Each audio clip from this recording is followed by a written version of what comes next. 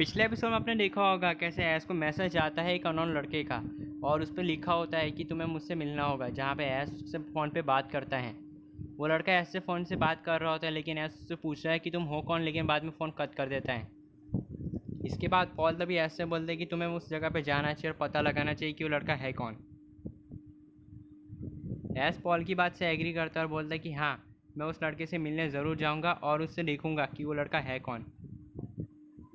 इसके बाद तुम्हें पॉल को देखते हैं जो कि ऐसे बोलते हैं तो ठीक है, हम दोनों मिलकर फैसला करते हैं कि हम लोग उससे मिलने जाएंगे।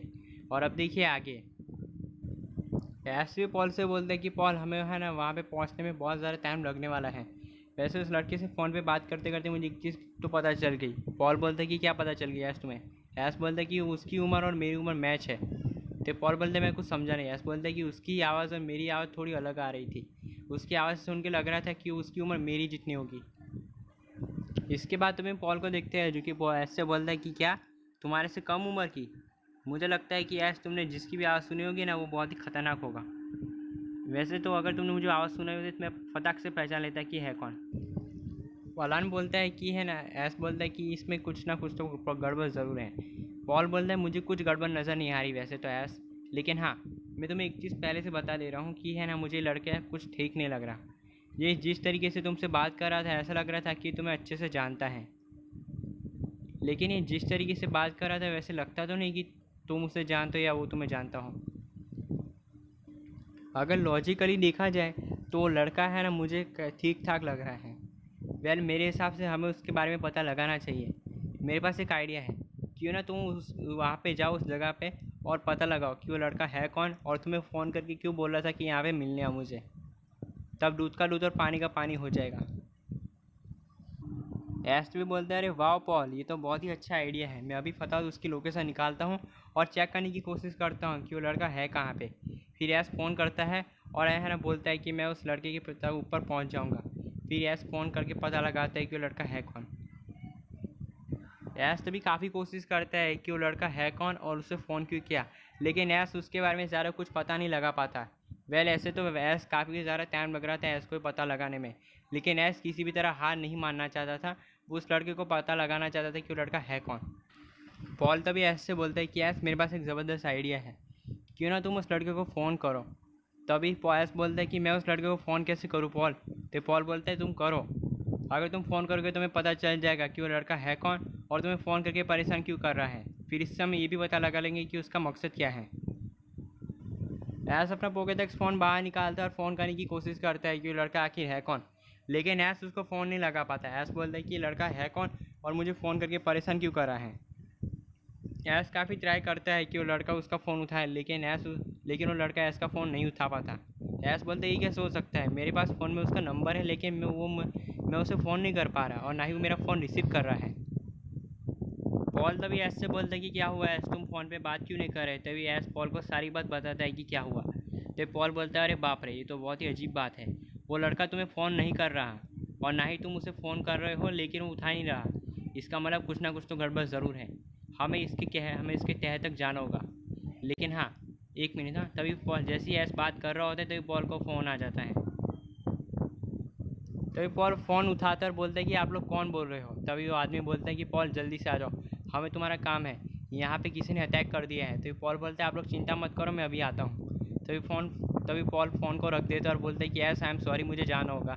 मुझे एक बहुत ही इंपॉर्टेंट कॉल आया है और मुझे उस जगह तक जाना ज़रूरी है। अगर मैं नहीं गया तो बहुत बड़ी दिक्कत हो जाएगी। ठीक है, मैं चलता हूँ, बाय, फिर कभी मिलेंगे।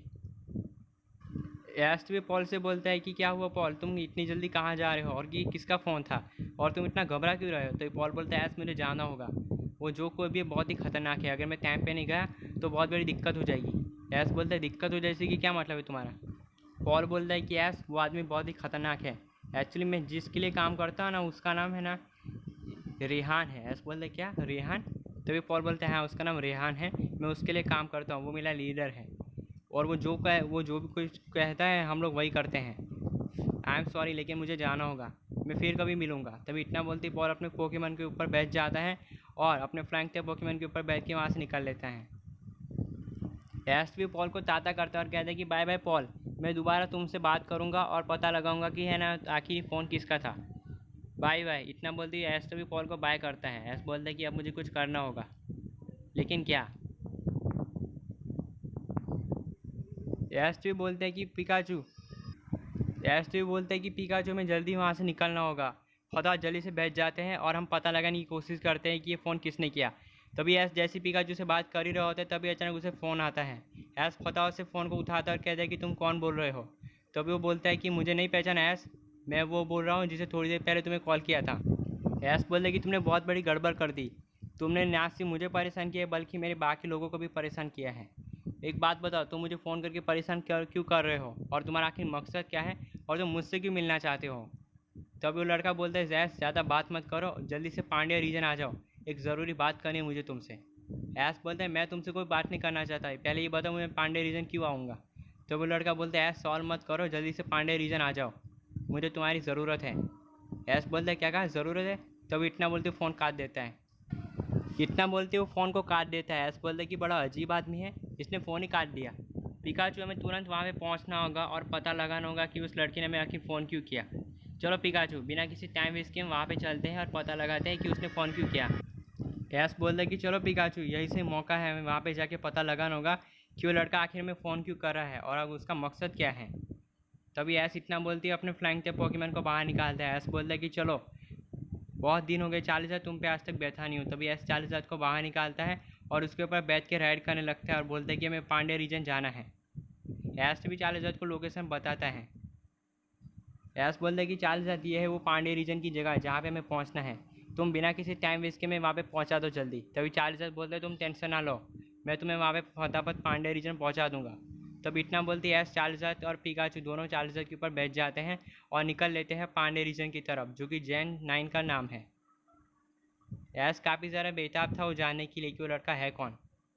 ऐस बोलते किसी भी हालत में मुझे पता लगाना होगा कि उस लड़के ने मुझे फ़ोन क्यों किया और आखिर वो मुझसे क्यों मिलना चाहता है। तभी पिकाचू बोलता है शायद से उसे तुम्हारा कोई काम होगा इसलिए वो तुमसे मिलना चाहता है। ऐस बोलते हैं ऐसा हो भी सकता है पिकाचू, क्योंकि काफ़ी लोग मुझसे मिलना चाहते हैं ये सोच के कि मैं उनकी मदद करूँगा, लेकिन मैं खुद की मदद नहीं कर पा रहा, दूसरों की क्या करूँगा। वेल हमें वहाँ पे जल्दी पहुँचना होगा।